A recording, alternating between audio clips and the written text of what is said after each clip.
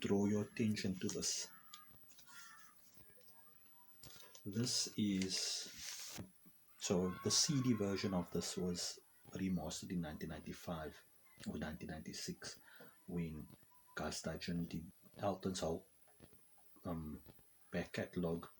And then in 2016-2017, this, along with quite a few more LPs, were remastered for vinyl pressings, and at a considerable price. I'm of the opinion that if you're going to remaster an old release and re-release it, reissue it, then it shouldn't be the price of a brand new LP or brand new studio recording today, because I feel that the record companies are just taking advantage. So what the point I'm trying to get to is, for me to buy that remastered, reissued vinyl that was done 3 years back. I'm not talking about the record day release. I'm talking about the single LP that's been remastered. That would cost me in the 500s, 500 and some odd rand. Today to import it, I suppose that would be around 500 to 600 rand. So, I had no intention of doing, these remastered, reissued LPs, for the sole reason that these LPs I can still get in excellent condition on the South African market. So I want to draw your attention to this. This is an LP that I got yesterday.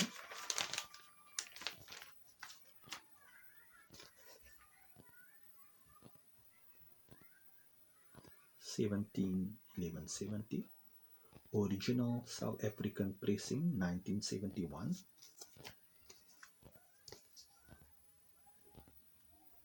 And this, when I bought this LP, it was listed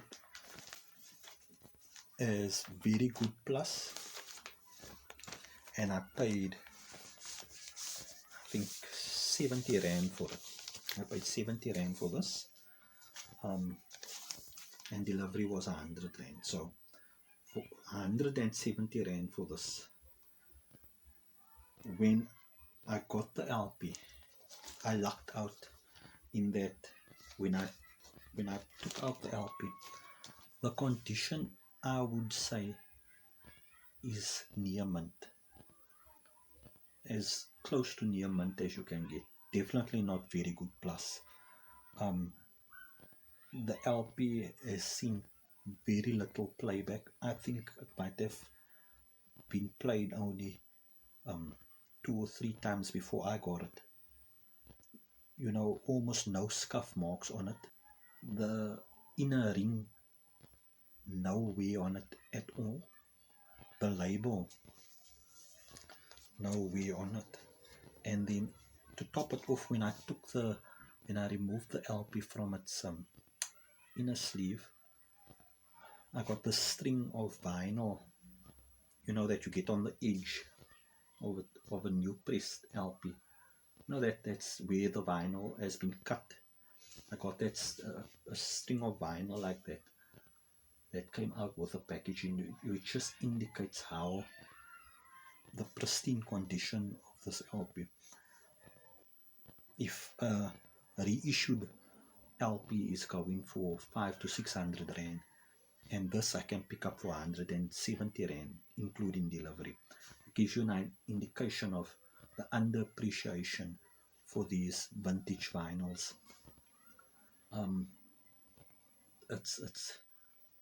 You have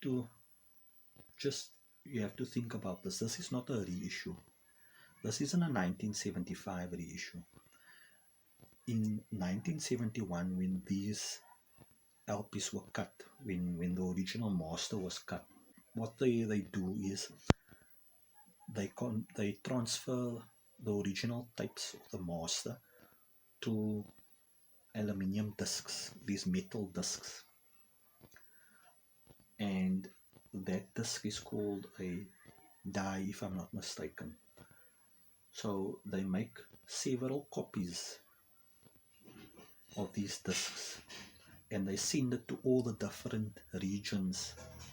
You know, one disc gets sent to the US market, one disc gets sent to the UK market, one disc will get sent to the European market, Australian markets, African market, etc., etc.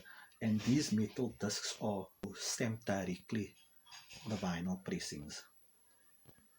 So after the original run on these pressings, that whole process would repeat itself, making copies of copies in with that follows. So just think about that. This recording is as close to the master as I could ever hope to get, because South African market is not a large market. That means the original die could not have pressed hundreds and hundreds of thousands of pressings. Elton John in the South African market in 1971 was, unknown. So probably only very limited amount of these were ever pressed. Then after, in the years that follow, you would find that copies are made of copies, and that's as the further you get away from the original master, the more sound degrades and so on. So I'm fortunate in that many of Elton John's very early works are in such good condition on South African pressings because due to the size of the market, they were only ever pressed in limited amounts. So you don't have that mass pressings and degradation of music. So for now, I'll be sticking to my original vintage pressings, and for those LPs that I can't get in near mint condition, we'll see. I'll drop a hint, something's coming, but I'll leave it at that. That's that. Thanks for watching, and don't forget to like, subscribe, leave your comments below. Bye bye.